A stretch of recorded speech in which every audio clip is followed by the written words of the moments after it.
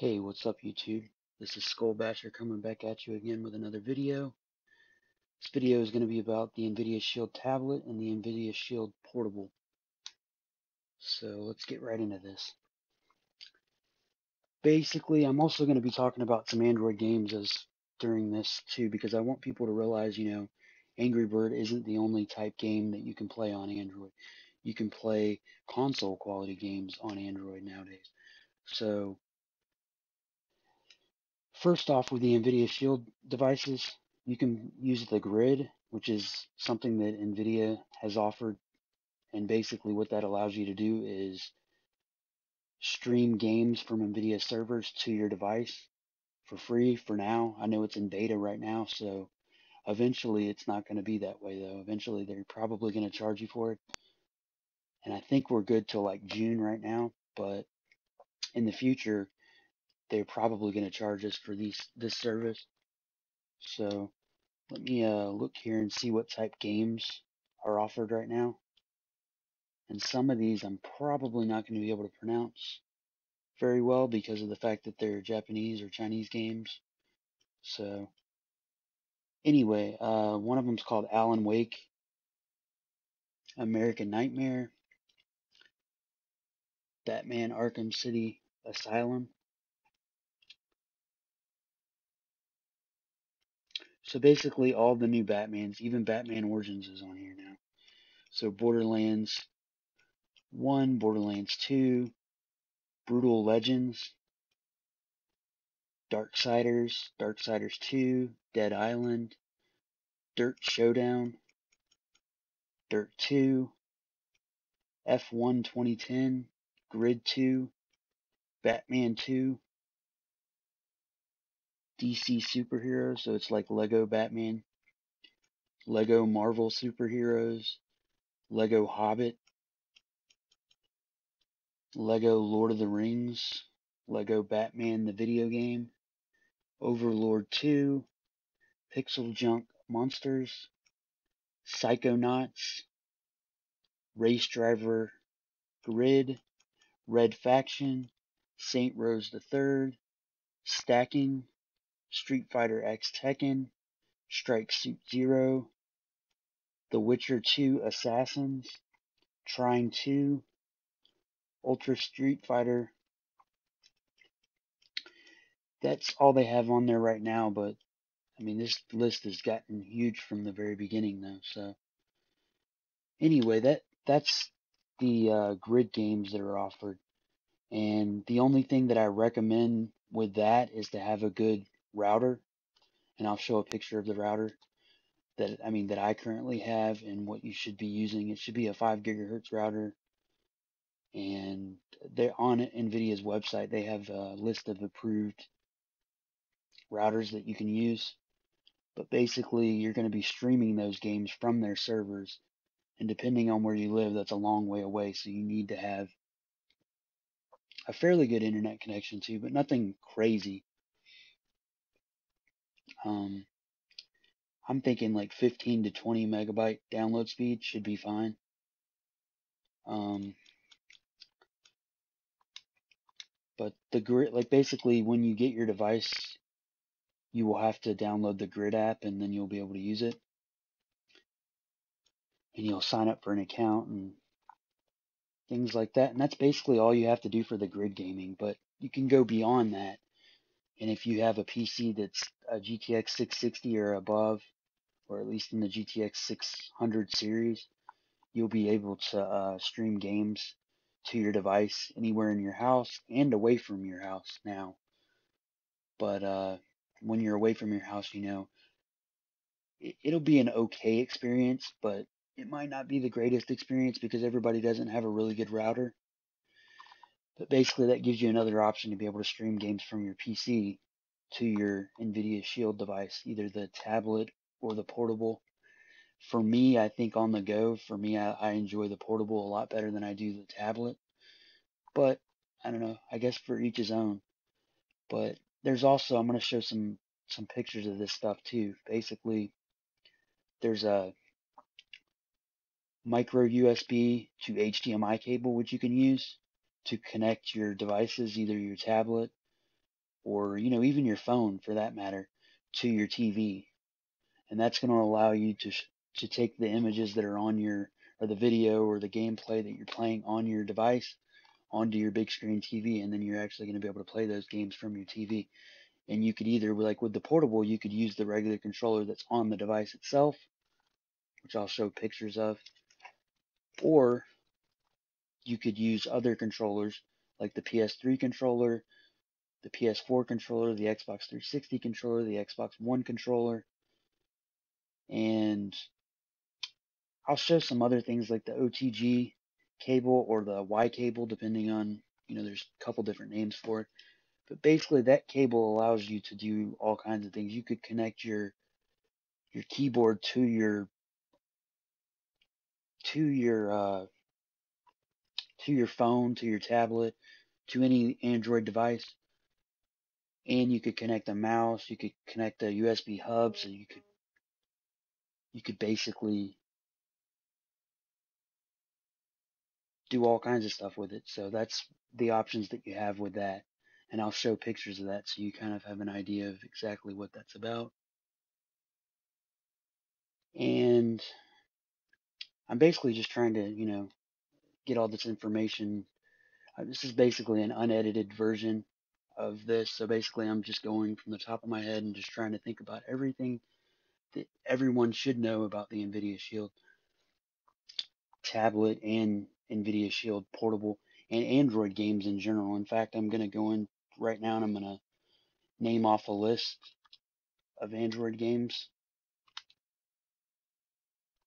And hopefully this will help people realize, Angry Birds is not the only game you can play on Android. You can play console quality games on Android. And here's a list in no particular order, just some games that I have on my Nvidia Shield portable at the moment.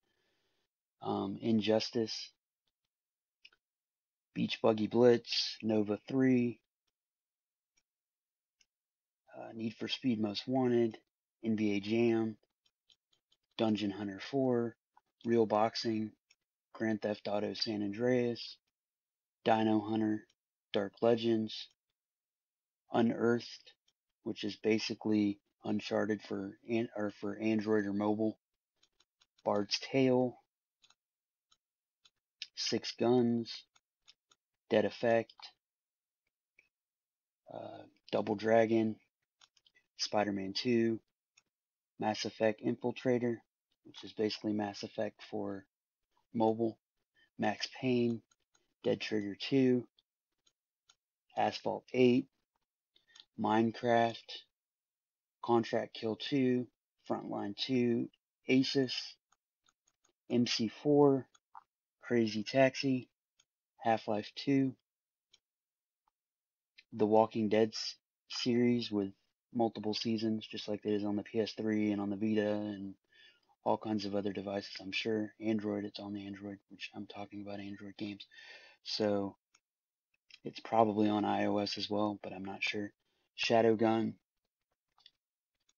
Grand Theft Auto 3, Grand Theft Auto Vice City, Grand Theft Auto San Andreas, Sonic 4, and basically there's the whole Sonic series just about is on Android now. Riptide GP2, AVP Evolution, Alien vs. Predator Evolution, Shine Runner, Dead Zone, Neon Shadow, Modern Combat 5, and there's Modern Combat 4 as well. Stranger's Wrath, I believe. Odd World, I believe is what it is. Hold on, let me look. It's maybe loud. Okay, I had to turn down my volume on my Nvidia Shield. But it's Odd World's Stranger's Wrath. But anyway, that's a pretty cool game. That's on the Nvidia. I mean, that's on the Vita as well. But that's Odd World, Stranger's Wrath. And I'm gonna have a list in the description of a bunch of different Android games. And I know this is unedited, unscripted. This is straight out the gate, just me talking about different things. So hopefully you can bear with me and understand that this is hopefully going to become more and more professional once I get used to this mic and just get better at talking on the mic. But also, since I'm sure a lot of you know, but there are emulators for Android. So there's N64 emulators, there's PSP emulators, there's Game Boy emulators, Game Boy Color, all the Game Boy emulators, Super Nintendo, NES.